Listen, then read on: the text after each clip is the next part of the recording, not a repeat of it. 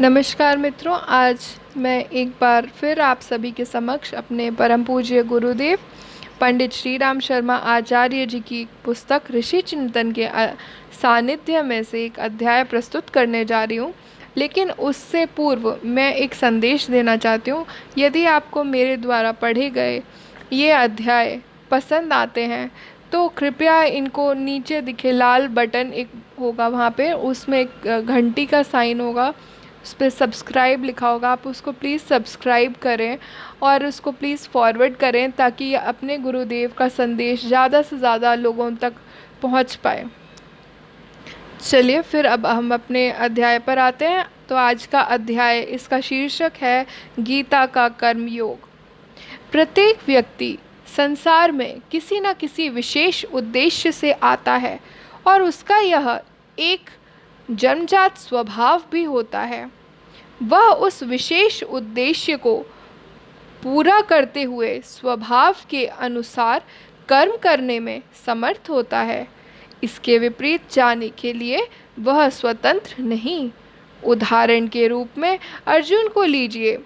पृथ्वी के भार को दूर करने के विशेष उद्देश्य से उसका जन्म हुआ था, अतएव इस कार्य में वह परतंत्र हुआ।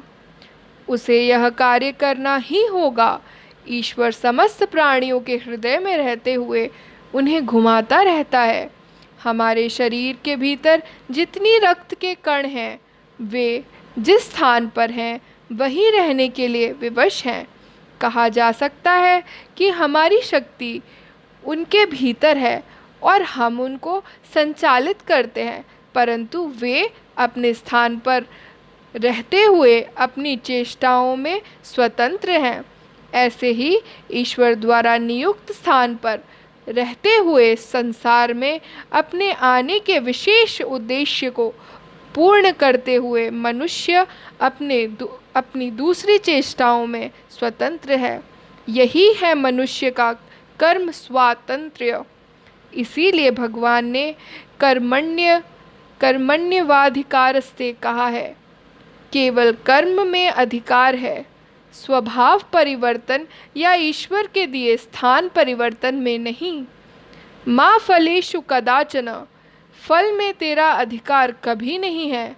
अतः कर्म का यह फल होगा ही या यह फल होना चाहिए, ऐसा सोचकर कर्म करने वाले सर्वदा दुख पाते हैं।